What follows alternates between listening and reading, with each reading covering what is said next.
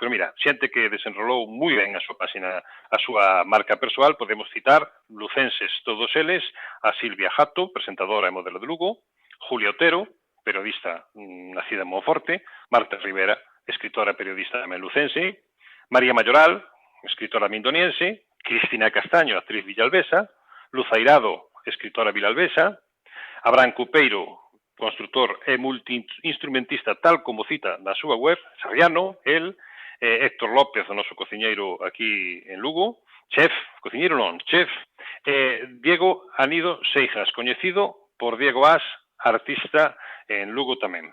Pero quería facer un inciso máis que citalo, pois un rapaz de aquí de Lugo, que bueno, traballou moito todo isto que falei eu aquí. Eu creo que é un exemplo moi claro, que creo que moita xente xa o coñece, e é un exemplo moi claro do que falamos nós.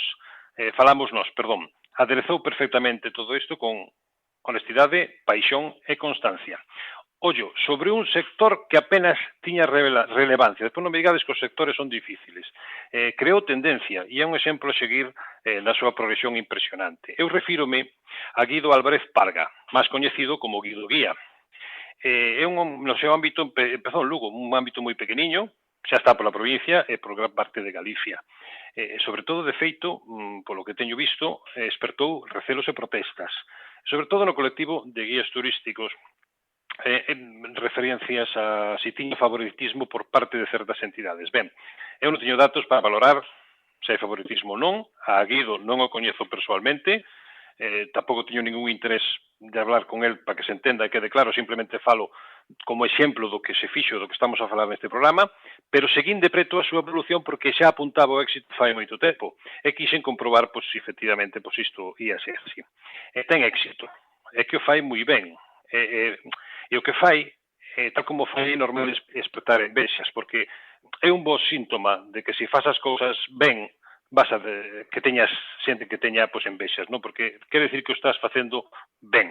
É o normal que sucedan estas cousas, independentemente do que poda pensar calquera. Usou as redes sociales como unha catapulta, desenrolou unha marca persoal que persiste no tempo e persistirá. Non é flor dun día. Iso non se logra a base de favoritismos, senón como facer, con profesionalidade e traballo, aproveitando un oco que deixan os que non saben reinventar a súa profesión. Este espazo é un lugar de información e axuda para autónomos e emprendedores. Penso que Guido Guía é un exemplo a seguir. Para calquera emprendedor, e ademais, témolo aquí, preto en Lugo, non estamos falando de Silicon Valley, acadando o éxito e logrando mellorar o seu proxecto con traballo, con esforzo, con ilusión. Eso poden ter todos, pero tamén con ideas, con transformación e con adaptación e con innovación, cousa que non fixeron outros. Dito isto, é un exemplo a seguir desde o meu punto de vista. Un crack, digo eu. E dende logo un bo exemplo como os que puxeches de marcas persoais aquí na nosa provincia. Bueno, pois a marca persoal foi o tema central do programa de hoxe. Chegou entre das preguntas dos ointes. O correo para formulalas, contacto @eduargarza.es. Buscamos a primeira, a de Marina Pérez.